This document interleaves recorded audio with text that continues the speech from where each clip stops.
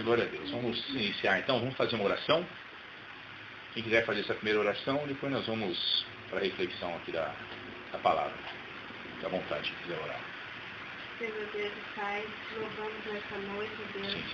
e agradecer, Senhor, pela Tua presença, pelo Teu cuidado, por ter com cada um de nós nesse dia, Pai.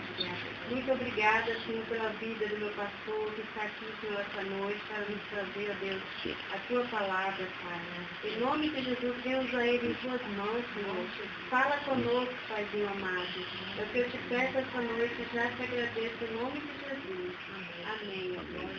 Amém. Vamos abrir nossas Bíblias no texto de Mateus. Mateus capítulo 18. Mateus 18, nós vamos ler do versículo 1 ao 5.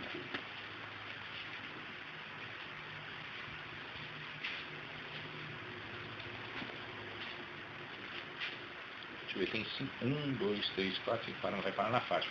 Eu vou começar aqui assim, aí o Gerson lê os 2 e assim sucessivamente, tá? Quem está aí com a Bíblia, for acompanhando, quem quiser ler. Então, Mateus 18, versículo 1, diz assim: Naquela mesma hora, chegaram os discípulos ao pé de Jesus, dizendo: Quem é o maior no reino dos céus? E Jesus, chamando um menino, o pôs no meio deles. E disse: Em verdade vos digo, se não vos converterdes e não vos tornardes como crianças, não entrareis no reino dos céus. Portanto, quem se torna humilde como essa criança, este é o maior no reino dos céus. E quem recebeu uma criança tal como essa, em meu nome, a mim me recebe. Amém.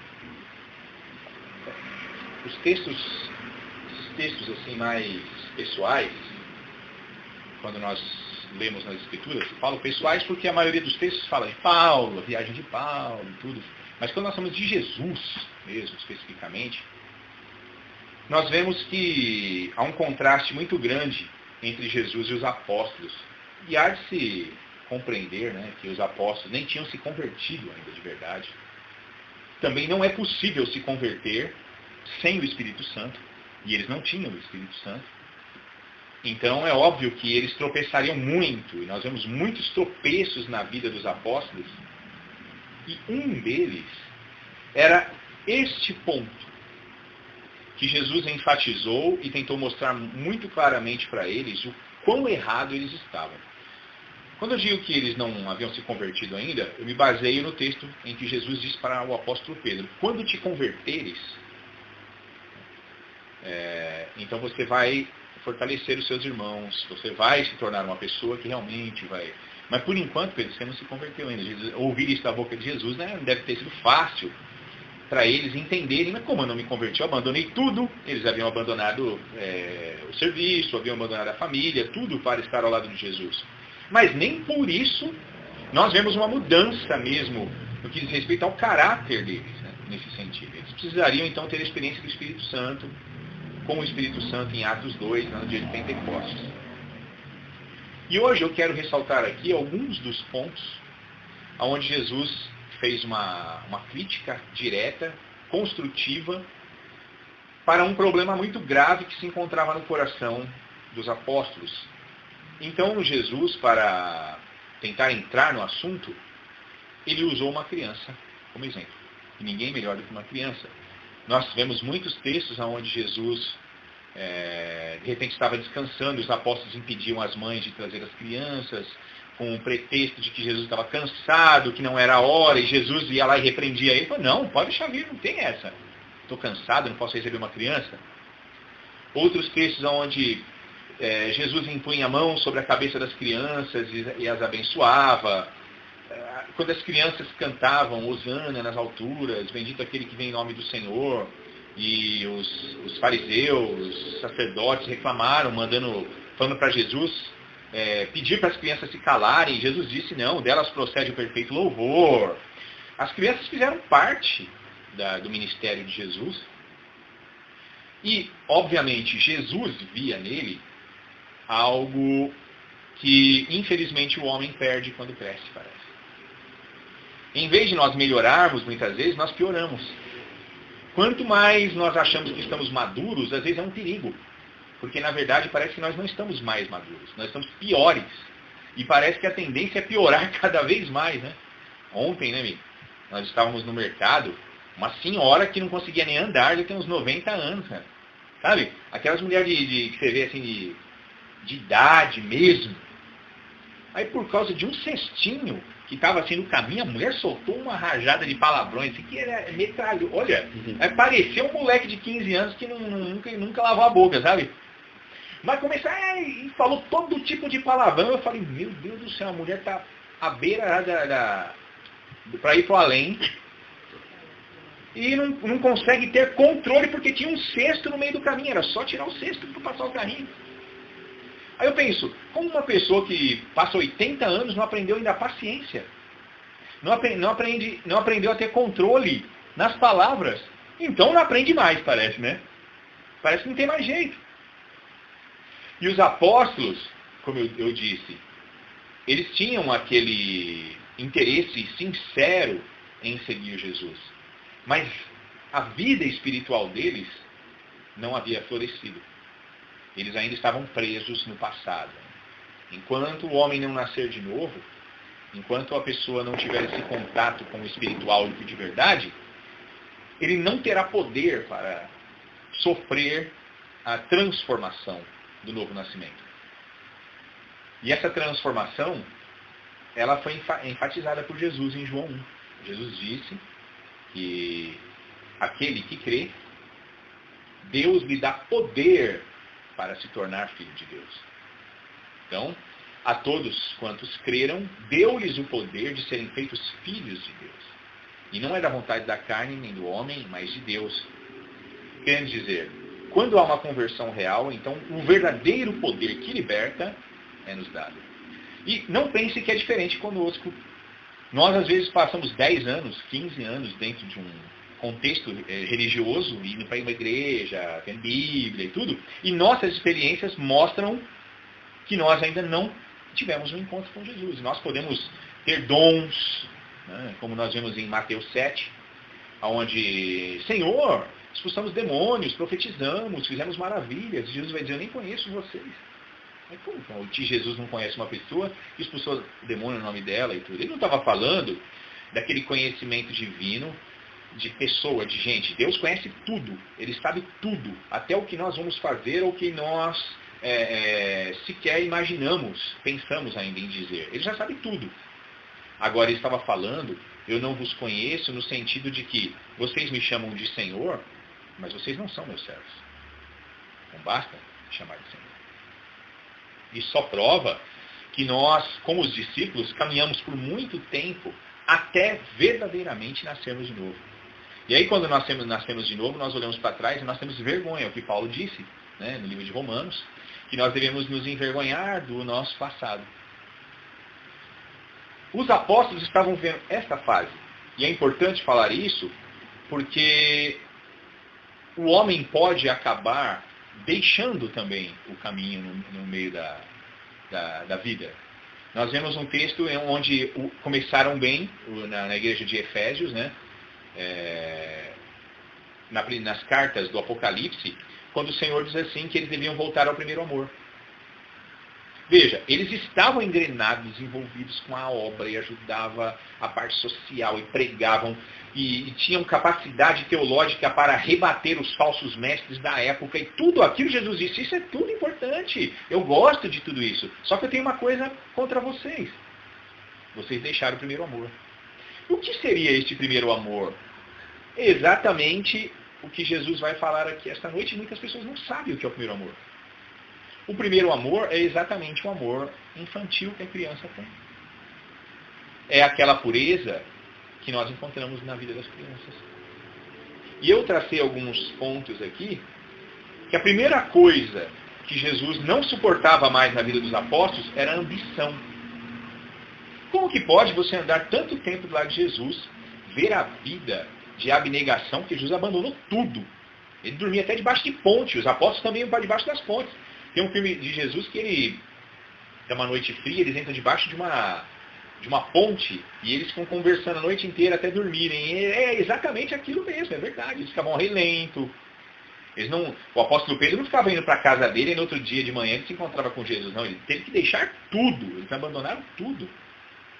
E, no entanto, aquela ambição pelas coisas desta vida ainda estava muito viva no coração dos apóstolos. Tanto é que nós vemos aqui no início do texto que nós lemos, que no versículo 1, diz assim: naquela mesma hora chegaram os discípulos ao pé de Jesus, dizendo: quem é o maior no reino dos céus? Como é que o cara pode fazer uma pergunta dessa? Ele não tinha entendido nada. Será que eles nunca tinham visto a humildade de Jesus, a simplicidade de Jesus? O abrir mão de todas as coisas? No entanto, veja, eles seguiam Jesus, mas com um propósito errado. Eles viam em Jesus uma oportunidade de melhorarem talvez a vida. E isso não é seguir da forma correta. É por isso que Jesus foi bem negativo aqui, sério.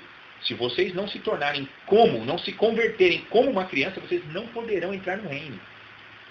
Querendo dizer, a ambição apostólica aqui nesse texto é de que eles estavam pensando em cargos, em poder, em status, em mandar nas pessoas, em serem superiores, em terem pessoas à sua disposição. Nós vemos textos nos evangelhos onde eles chegaram a brigar. E era briga, pode ter certeza que era briga de verdade, gente. Não pense que os apóstolos tinham uma auréola na cabeça, porque aqui prova que não tinham. Eles brigavam, não, mas sou eu. Não, mas é tipo Pedro. Não, mas quem é o mais durão aqui? Sou eu. Quem é que fala mais grosso aqui? Aquele papo, né? Aí o outro fala assim, não, mas eu tenho mais intimidade com Jesus. Aí o outro falava assim, não, mas eu já estou há mais tempo. Aí o outro falava assim, não, mas Jesus quando vai para o monte, ou vai fazer determinadas coisas, só chama eu e mais dois. Aí os outros ficavam, aquela briguinha para quem era maior. E Jesus sempre vinha com aquela lapada santa, mostrando para eles que eles estavam errados. Seguir Jesus visando o benefício próprio, que não seja a salvação, é estar seguindo errado. Muitos ambicionam, e eu fico triste, né, em saber que até hoje ainda existe, principalmente no Brasil, pregadores que ainda prometem o céu na terra. Dizem que as pessoas vão ficar ricas, que elas serão curadas de todos os seus males, de que todas as portas vão se abrir, de que elas estarão isentas dos problemas. Quando nós sabemos que isso daí não passa daquilo que Paulo disse, história da carochinha. E tem gente que acredita. É levado por todo vento de doutrina. Tudo que se promete que vai dar certo, que você vai ser o tal, que você vai conquistar, pronto, faz fila. Não é? E quando nós olhamos para o Evangelho é o contrário disso. O Evangelho nos faz andar na contramão das ambições da vida.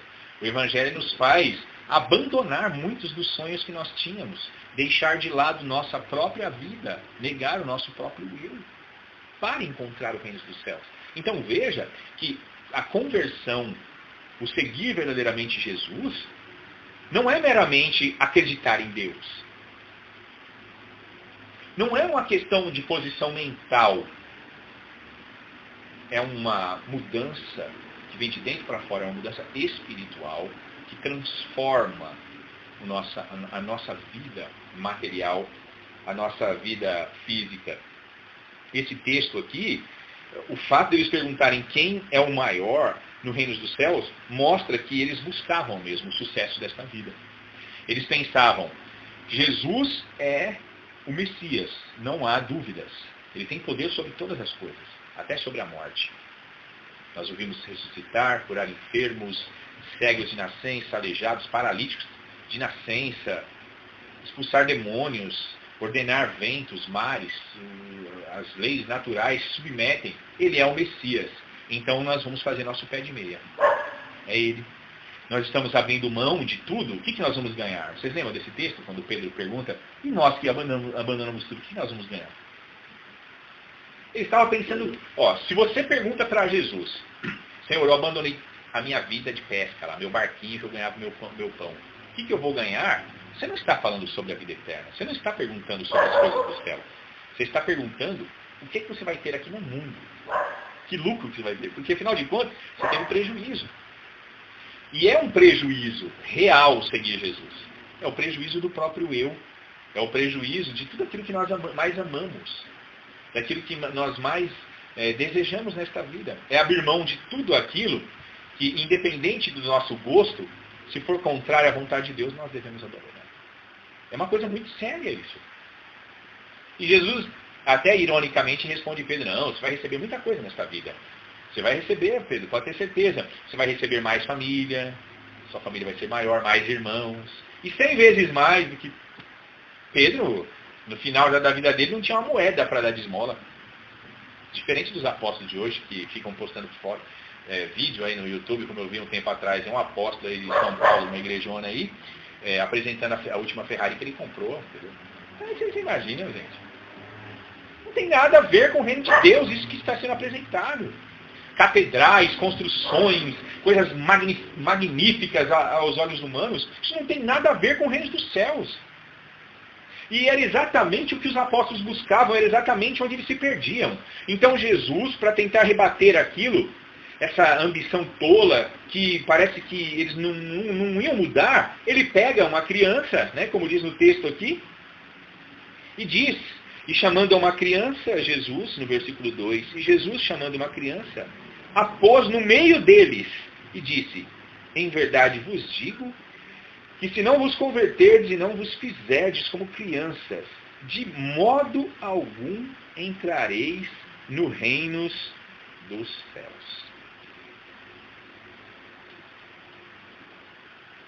Jesus pega uma criança que estava ali perto, quer dizer, o público dele era um público também infantil, ele amava as crianças, verdadeiramente, ele coloca no meio dos apóstolos e diz para eles assim, se vocês não se tornarem como uma delas, vocês não entrarão no reino dos céus. Não importa que vocês estejam me seguindo.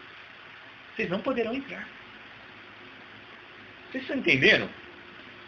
É como aquela história que a gente usa, aquela frase no Brasil. Colocar carroça na frente dos bois. Porque é o contrário. As pessoas seguem Jesus para depois se converterem. E Jesus diz que tem que ser o contrário.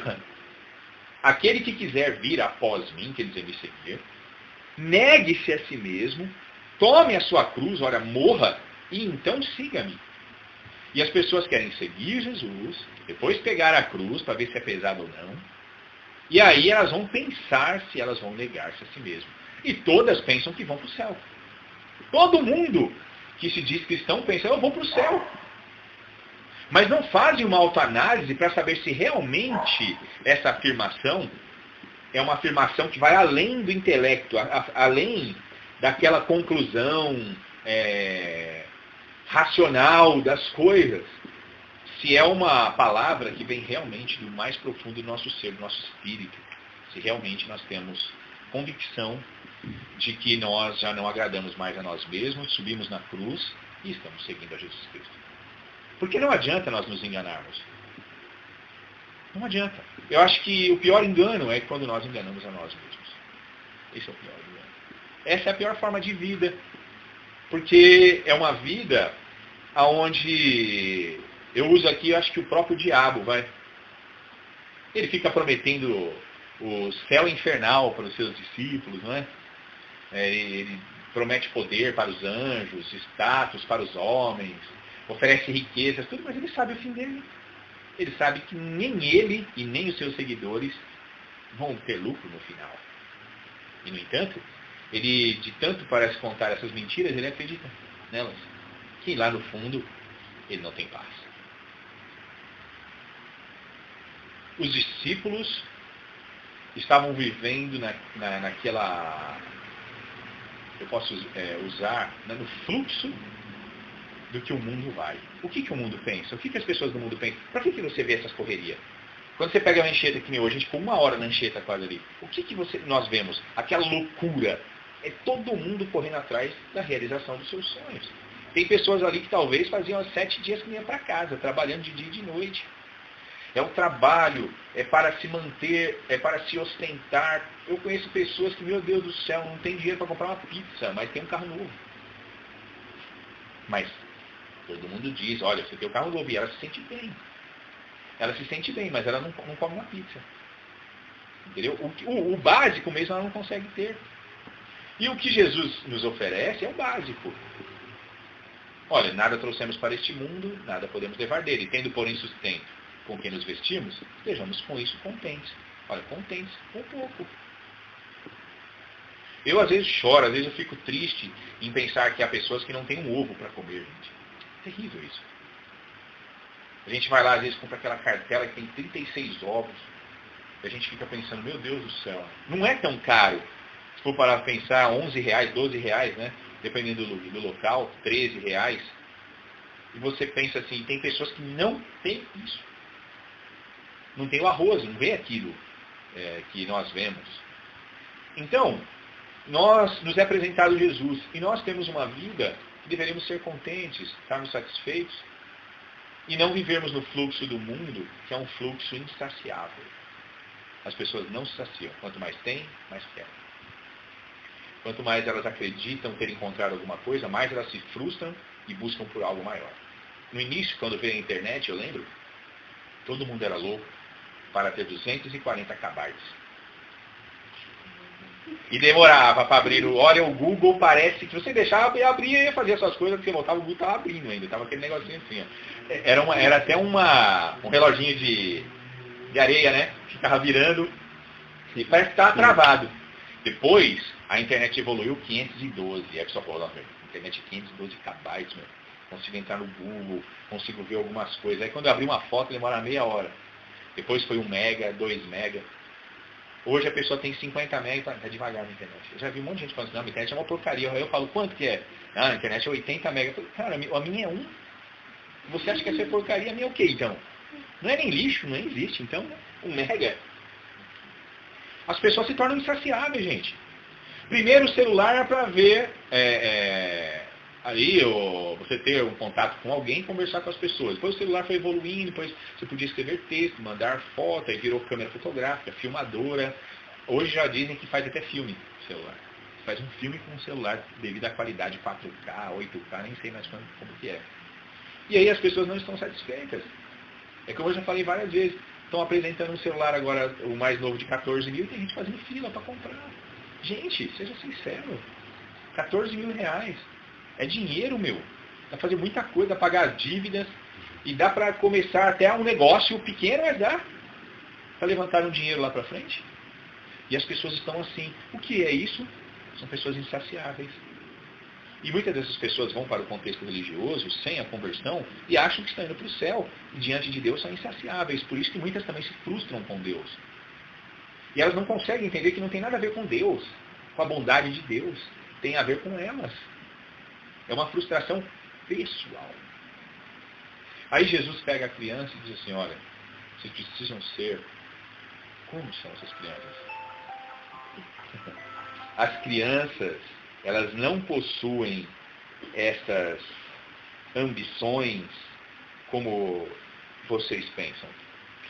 A ambição, gente, leva-nos à ruína. Por que Eva e Adão caíram? Não foi por causa do fruto em si. Eles desobedeceram por causa do que lhes foi oferecido. Uma vida melhor do que o que Deus havia dado a eles. E como que pode haver uma vida melhor do que a que eles já tinham? O Éden e o mundo todo para governar. Aí o diabo chegou lá, um papinho raso. Não, Deus está falando isso, mas não é nada disso não. Vocês comerem, vocês vão ser como ele. Olha só, ofereceu a ela um status. Aquilo encheu o coração dela de esperança, de... Pronto. Ela se tornou uma pessoa, a partir dali, já uma pessoa, uma visão insaciável. Como que pode um anjo ter sido enganado por Satanás, gente? Um anjo, nós falamos de um anjo. Um ser glorioso, poderoso, de um raciocínio, assim, que não existe um computador na Terra que possa ser comparado, não existe nada dentre os homens que possa ser comparados a eles. Nós somos inferiores a todos os anjos, ao menor dos anjos do céu. E como é que os anjos podem ter caído numa história dessa, do tipo, eu ofereço para vocês um reino, vocês serão mais poderosos do que Deus? E caíram. Por quê? Porque eles prestaram atenção naquilo que não deveriam ter prestado atenção. e permitiram que a ambição entrasse no coração. Porque vocês podem ter certeza, o que derrubou Satanás e os demais anjos, que ele convenceu, foi a ambição. E nós temos milhares e milhares de exemplos, e todos os dias nós vemos milhares e milhares de exemplos. E parece que muitas vezes isso não nos serve. Então vem Jesus com o exemplo perfeito, uma criança. Vocês já viram, gente, o prato de comida de uma criança? É um negócio desse tamanho, um pouquinho de arroz, um pouquinho de feijão. Às vezes faz uma super mistura, ela não quer.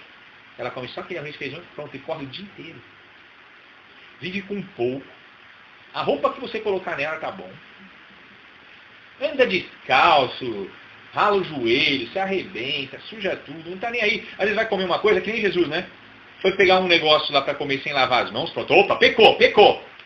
Chegou os fariseus, pecou, meu. Aí Jesus, pecou no quê? Não, o senhor está comendo aí, olha, porque nossas observâncias aqui, nossas regras, nossos estatutos milenares dizem que o homem não pode comer sem lavar a mão. Aí Jesus falou assim, eu nunca vi isso. O que contamina o homem não é o que entra pela boca do homem, é o que sai do coração. É esses pensamentos de vocês. É essa forma de vocês serem. É o que vocês pensam, o que vocês falam. Isso é pecado diante do meu Pai. E não comer com a mão, sem lavar. E a criança não é assim? Você não vê nenhuma ambição, gente. A criança vive cada dia e vive intensamente. Como se fosse o último dia. Se você prometer uma viagem e tudo, ela fica ansiosa, ela fica sonhando com aquilo. Mas isso não atrapalha ela de ser quem ela é. Olha só, Jesus pegou a criança e a colocou no meio e ela não negou esse ato de Jesus. Um homem e uma mulher que querem mesmo entrar no reino dos céus precisam atentar para essa questão. E eu acho que a criança é o melhor de todos. É a questão da simplicidade. Essa forma humilde, simples de existir. Nós existimos, gente. Nós temos o suficiente, nós temos tudo para ser felizes. Por que não ser feliz? Por que correr atrás de mais? Por que ficar se enrolando com as coisas desta vida?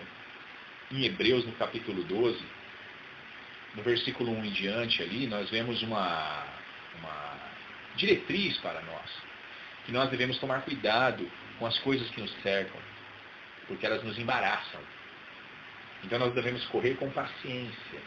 Olha só. Não nos embaraçando com as coisas desta vida.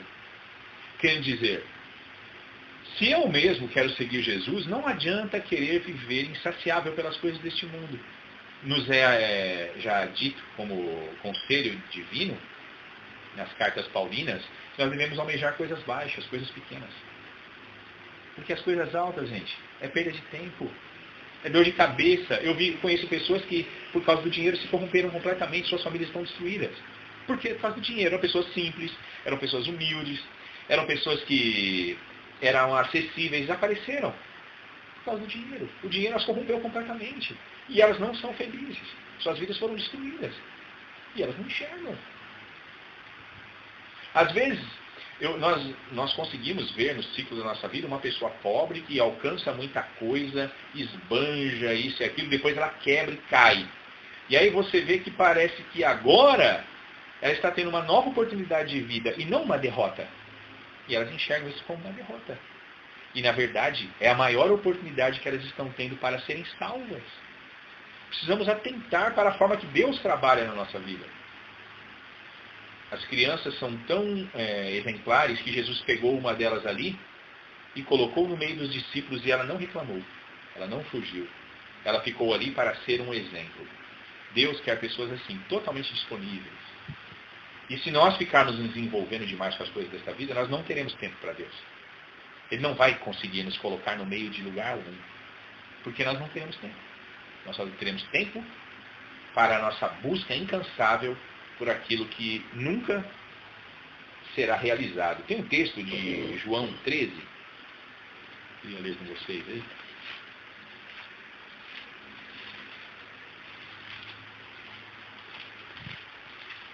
João capítulo 13. Vamos ler aqui nós todos. é do versículo 3 ao 7. Como a Cacá não tinha lido, eu vou pedir para ela ler de lá para cá agora, da Cacá para mim. João 13, a partir do versículo 3 até o versículo 7.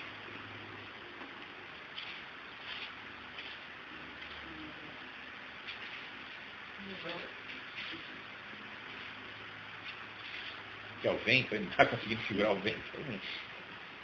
Pode ler, coisa. A partir do versículo 3. Jesus sabia que o Pai havia colocado todas as coisas debaixo do seu poder, e que viera de Deus e estavam voltando para Deus. Versículo 4, de João 13. Levantou-se da ceia, tirou as vestes, e tomando uma toalha, cingiu-se. Depois deitou água na bacia e passou a lavar os pés aos discípulos e a enxugar-lhes com a toalha com que estava cingido. Chegou-se a Simão Pedro, que ele disse, Senhor, vais lavar os meus pés?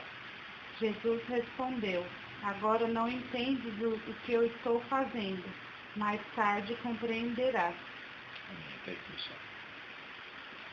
Gente, imagina, Jesus mandou preparar o local para a ceia. Chegaram no cenáculo, que era uma sala grande, que às vezes cabia mais de 100 pessoas.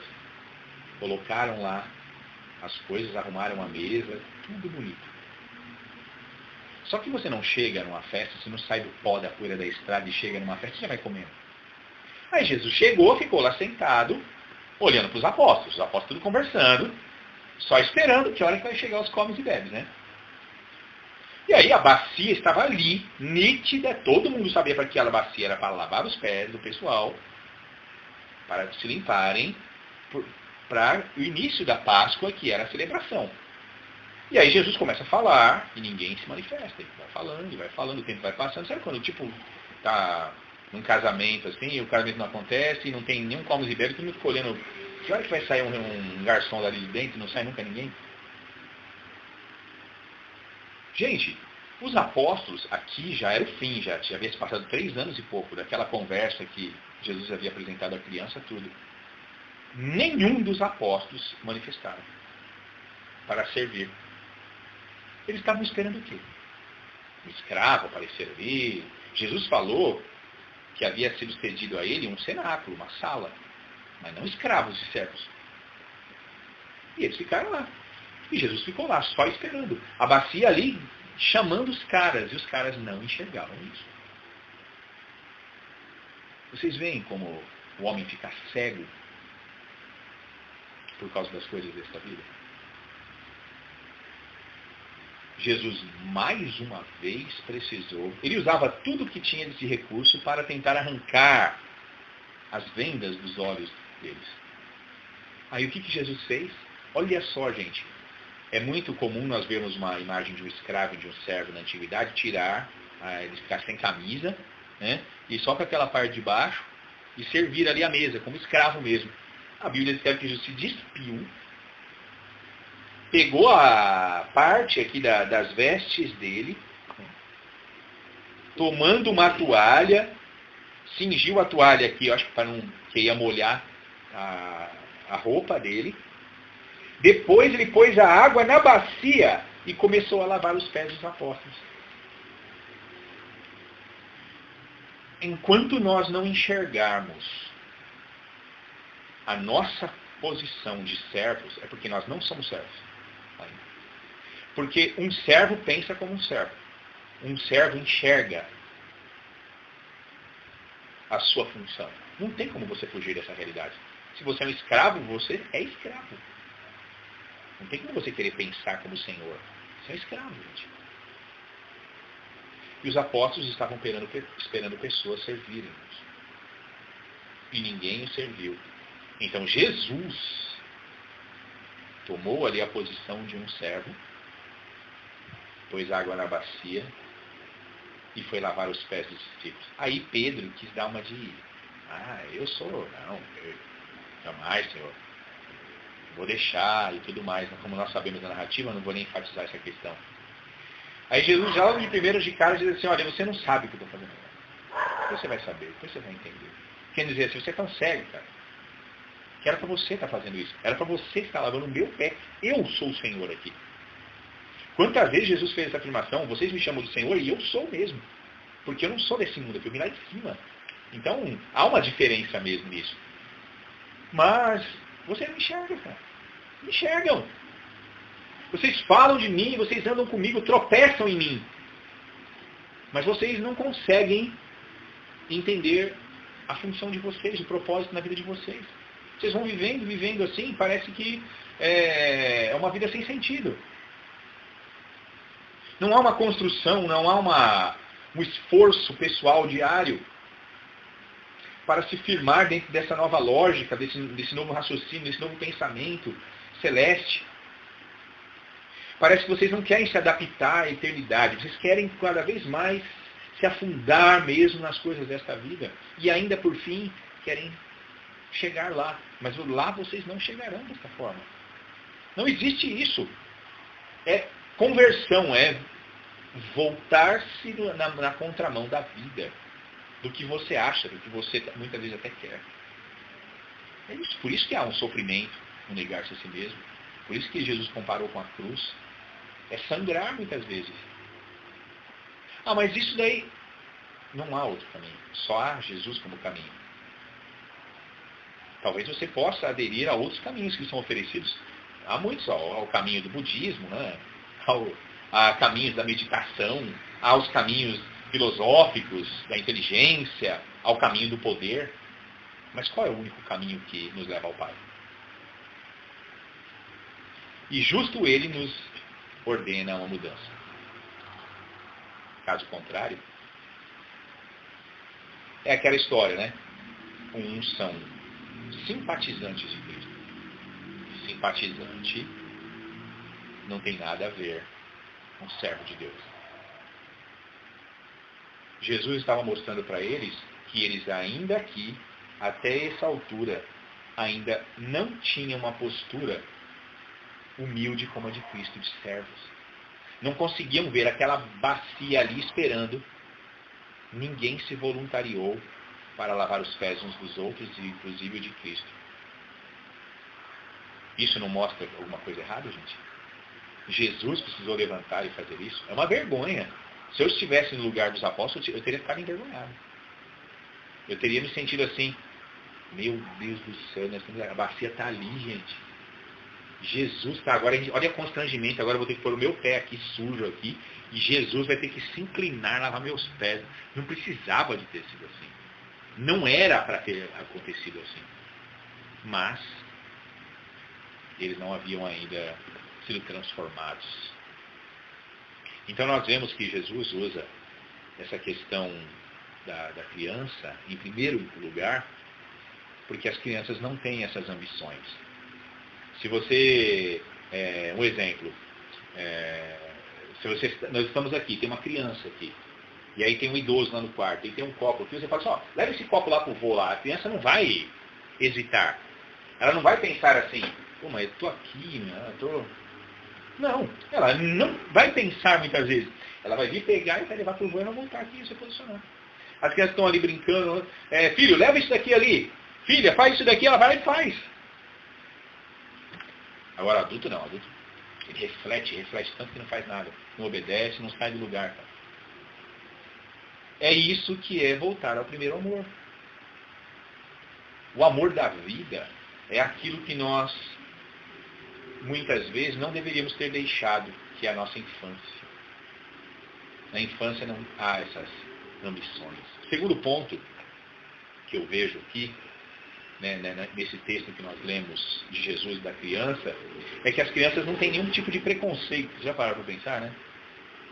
Você vai ali no parquinho, nunca mais fui, né? Na minha época, o Gerson e a Fátima lembram, né? Vocês lembram lá no Lauro Gomes, tinha aquele negócio que parecia uma gelatina grande, as pessoas ficavam empurrando, você segurava nela assim, rodava, né? Misturava todo mundo, e rolava na areia, tinha um monte de chafariz, tinha uns bancos. Você nem sabia, você queria que alguém sentasse na outra ponta da gangorra, você não queria saber quem era, você já fazia amizade, já conversava, e as crianças brigam por causa do brinquedo, e uma puxa o cabelo da outra, e está brincando de novo, e elas sentem saudade uma da outra. Não existe um preconceito dentro do coração de uma criança. E os apóstolos eram preconceituosos. São vários os textos que nós vemos esse tipo de preconceito. Olha só, havia, no estilo da vida judaica, questões raciais muito claras, nós vemos ali. Um exemplo, os judeus não se davam com os samaritanos, por causa de questão racial. Porque os samaritanos eram mesclados de judeus com pessoas de outros povos. Quando nós lemos os livros de Neemias, de Esdras principalmente, nós vemos que Deus ordenou ali que o povo se separasse daquela mescla. E muitos choram ali, se despedem das suas famílias, porque Deus queria restaurar o reino a partir de Israel. Israel não poderia trazer os deuses estranhos das outras nações, como era de costume. Mas nem todos obedeceram. Então dali você já vê lá na frente os samaritanos, tudo mesclado com esse povo aí. Aí os judeus, passavam um samaritano e ia para outro lugar. Aí nós vemos também o preconceito de homens para com mulheres. Era um machismo nojento, uma coisa terrível. Que eles, os homens, o cara estava caindo nos pedaços e eles se achavam no direito de trocar de mulher. Porque ele olhava para a mulher, não mais de você não, você já parecia um fio branco aí. Aí eles pediam a carta de divórcio. Trocavam a mulher como se fosse... E a mulher não podia fazer nada. A mulher não podia olhar para o cara e falar, está caindo nos pedaços, vou deixar você. Não podia. As leis da sociedade naquela época não permitiam que as mulheres não podiam estudar.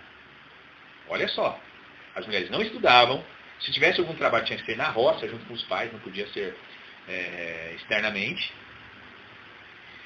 Nós vemos que não era dado esse direito da mulher pedir a carta de divórcio. O cara podia ser o maior cafajeste, não podia. E o homem não podia conversar com uma mulher na rua, porque ele era como se fosse um rebaixamento aquilo ali.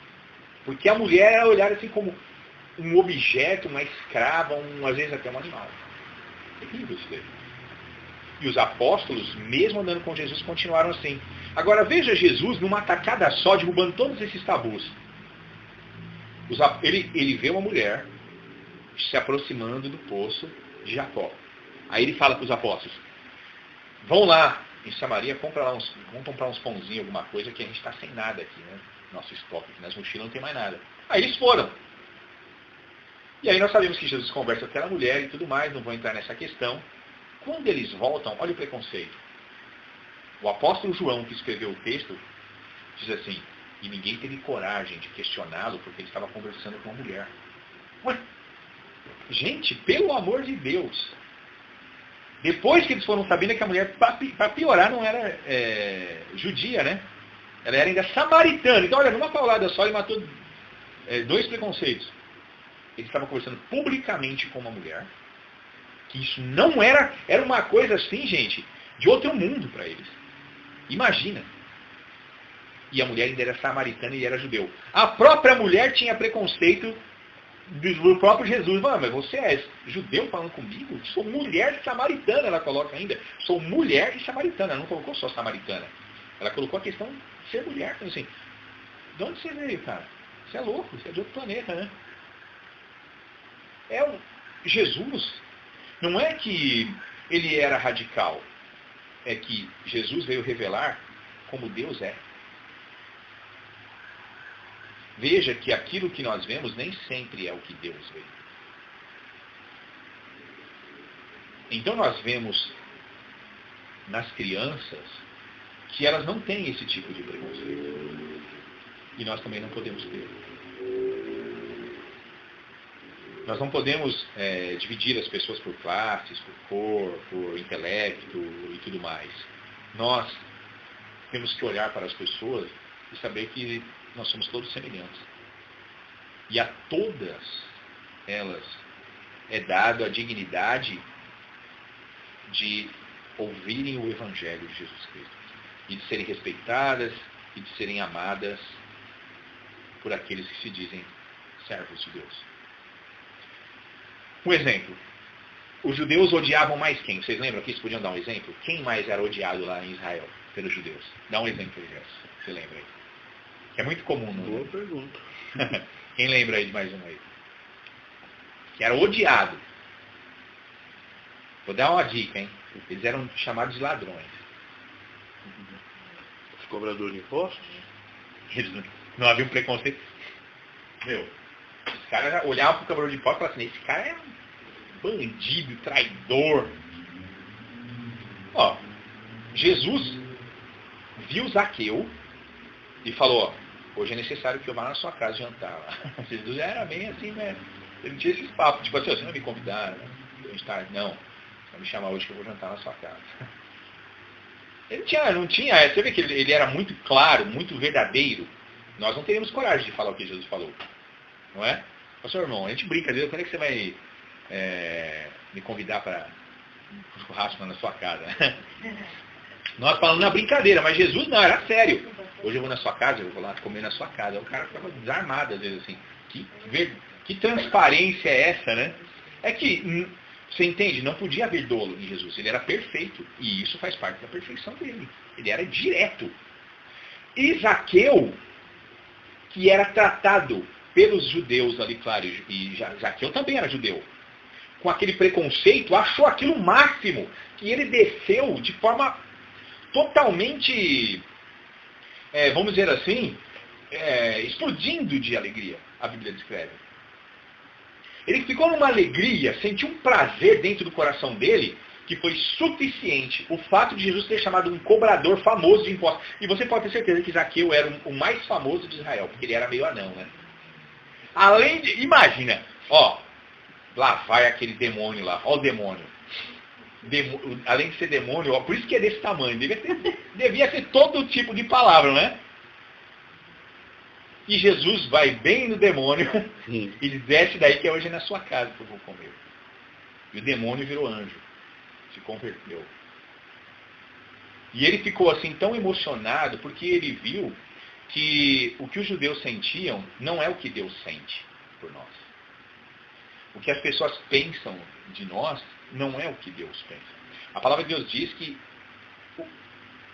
vós não sabem o que Deus pensa de vocês. Porque o pensamento que Deus tem de vós é pensamento de paz. E não de guerra. O que Deus quer para mim e para vocês, todos aqui, é o melhor. Gente, quem está disposto a dar o filho, se você acha que deseja o pior? Então isso é o amor de Deus. Esta é a mensagem da cruz. De que Deus não poupou formas, meios de mostrar o quanto Ele nos ama. Mas nós precisamos aceitar este amor como ele é. E esse amor é um pouco diferente do amor do mundo. O amor do mundo é diferente. O amor do mundo é a base de troca. Não é? O que nós chamamos de amor não é muito amor. É tudo a base de troca. Eu faço se você faz, eu me dou se você se doar, eu cedo se você ceder, e por isso que não dá certo. Quando nós vemos o amor de Deus, Ele abriu mão de tudo para, pelo menos, atrair a nossa atenção a o que Ele queria dizer. E Jesus, quando Ele chamou aquela criança, Ele estava mostrando isso. As crianças não têm preconceito. Elas brincam com qualquer criança, independente da cor, da nacionalidade, não quer saber se é inteligente, se não é. Né? Elas estão ali. E os discípulos de Jesus precisam ter a mente de Cristo. A mente de Cristo é exatamente isso que quer dizer. Pensar como Ele. E pensar como alguém é ser como essa pessoa é. Porque se eu penso, logo eu sou aquilo. Por isso aquela frase, né? Penso, logo existo. Eu sou aquilo que eu penso. Jesus chamou Mateus, olha, outro cobrador de impostos.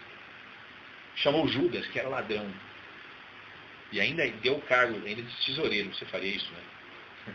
Você abriria uma empresa e chamaria um ladrão para ser tesoureiro, para cuidar do seu dinheiro. Isso é um Deus de oportunidades. É um Deus que Ele nos dá múltiplas oportunidades. A primeira delas é a oportunidade de me achegar a Ele. E eu tenho a oportunidade de mudar. Você sabe por que Deus nos dá a oportunidade de mudança? Porque ele sabe que nós não somos felizes. É isso. O homem pode tentar refutar isso com toda a sua vida.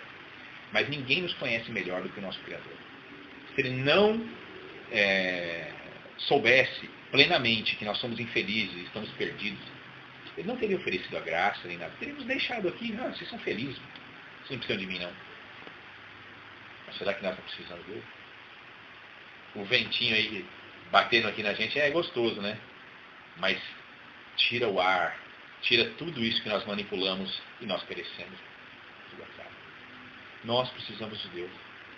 Precisamos então entender, já que Deus não tem preconceitos, já que Deus, ele realmente me ama, então por quê? Por que não se permitir se achegar a Ele e viver conforme a vontade dele? Vale a pena. Você pode ter certeza. Vale a pena perder tudo, ficar sozinho, isolado, e ser até morto por causa disso. Você pode ter certeza. Vale a pena. E o último ponto que eu queria ressaltar aqui do texto é... Vamos abrir em 1 Pedro, capítulo 5. Eu citei aqui algumas vezes, eu vou só mostrar agora aqui para concluir a reflexão nossa. 1 Pedro, capítulo 5, eu vou ler aqui somente o versículo 5.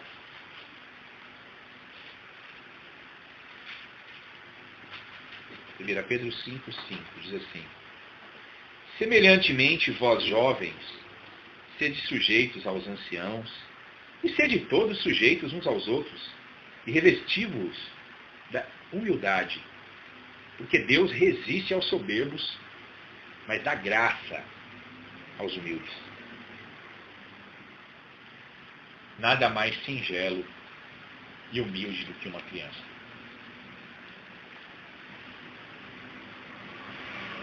Como eu disse, a criança vive com pouco e ela é feliz.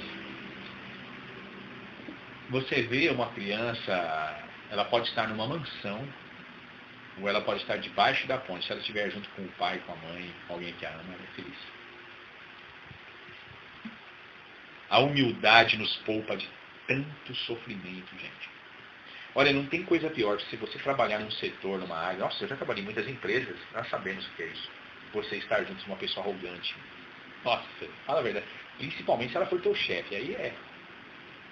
Eu tinha um chefe, ele era milionário, tinha uma rede de fábricas de imóveis. E ele andava de Harley Davidson, BMW. O cara passava no corredor, mas não olhava pra cara de ninguém. Não falava um bom dia nem boa tarde. Aí um dia colocaram um monte de chapa. Era tipo chapa de compensado. Essas chapas de compensado, quando você coloca todas elas, entra ar. Assim. Você pode ver que quando você deposita uma coisa muito lisa, ela faz assim. Às vezes dá uma deslocada. Não sei se vocês já viram, dá um deslocamento. Aí tinha umas 10 assim, aí ele chegou lá, entrou com a Harley Davidson no meio, bem da fábrica, aquela fumaça, o cara não respeitava ninguém. E o cara tinha uns 2 metros de altura, parecia o Brutus do Popeye, aquela barbona gordão assim, 2 metros de altura, não passava na porta. Ele não quis fazer uma reunião, ele parou a moto assim, chegou todo bonzão e subiu em cima das chapas para começar a fazer a palestra. Gente, olha... É que negócio, quem se exaltar será humilhado, né? A hora que ele pisou bem no meio, aí aquele vácuo de ar saiu da... Meu, o cara daquele tamanho, Gerson, as chapas foram assim, todas as chapas foram saindo. O cara foi batendo e rolando assim, as chapas... Aquela botina de motoqueiro assim, ó, e pum, pum, pum. Gente, acabou a reunião. O cara desceu, saiu, deixou a moto de qualquer jeito, subiu lá nos escritórios. Até hoje eu não sei. Até hoje eu gostaria de saber o que aquele cara queria nos dizer. Fala a verdade. Gente, não vale a pena, meu. Não vale a pena querer ser. Se ele fosse um cara humilde, todo mundo teria levantado e ajudado ele, né? Mas parece que cada chapa que rolava, e cada vez que ele batia, a outra chapa via. Parecia que era um prazer que vinha na gente, maligno também, lógico, né? Do tipo assim, você merece, cara. Você merece ir com as 4 rodas pra cima. Né? E é assim mesmo, gente. Só vai se dar mal quem quiser ser o melhor, quem quiser ser o maior, como os apóstolos. Eu quero ser o tal, eu quero chegar. Gente, para que isso? Para que isso? Eu conheço pessoas que não têm faculdade nem nada. E tem muitas vezes mais dinheiro do que pessoas que estão estudando. Tem gente que tem dinheiro e não consegue emprego. Né? Tem gente que tem profissão, estudo e não tem emprego. E tem pessoas que, de repente, vem uma coisa na cabeça. A mulher faz, ela vai lá e faz cocada e ganha mais dinheiro que o cara que é engenheiro. Não arruma serviço em lugar nenhum. As crianças todas são humildes. Toda criança é humilde. Ela não foi contaminada até um certo tempo, enquanto ela não teve ainda exposição, às vezes, de um pai, pessoas assim, familiares assim. Então você vê aquela humildade que é digna de ser copiada. E eu encerro com um homem muito humilde, que a humildade agrada muito a Cristo, que era um homem que tinha tudo para ser o bonzão. O cara era centurião. Você ser um centurião em Israel, naquela época, era você mandar em 100 soldados que todo mundo temia, romano. Então você era o cara. Entende? O centurião tal, o cara mandava em tudo. O cara mandava, os caras obedeciam 100. Se você não obedecesse um centurião, você podia ser condenado à morte. Isso era a lei romana. É só pesquisar um pouco para você ver. Imagina, então. Você quer trabalhar de soldado romano? Amém, você vai ser um soldado romano. Só que você vai ter que respeitar o centurião como se ele fosse um deus. Qualquer reclamação você pode perder a cabeça por causa disso. Ser enforcado. Isso é uma coisa, né? De repente aparece um centurião, no contexto da biografia de Jesus, ministerial, ali, apostólico, missionário, aonde ele manda uma pessoa, olha só, ele manda um servo, porque ele era centurião, ele mandava este servo ir até Jesus e dizer assim: mestre, eu tenho um servo lá em casa que está doente. Eu gostaria que o Senhor o curasse, mas não precisa vir até minha casa. Eu não sou digno de recebê-lo do meu lado.